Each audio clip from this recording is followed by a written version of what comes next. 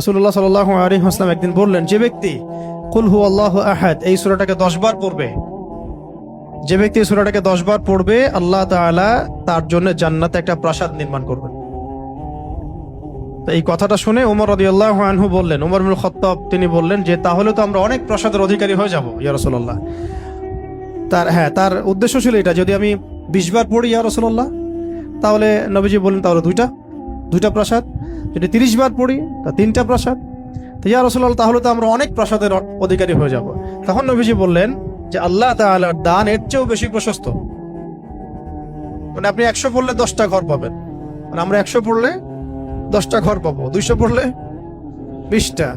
এইভাবেই আল্লাহ পাকের দান আরো প্রশস্ত।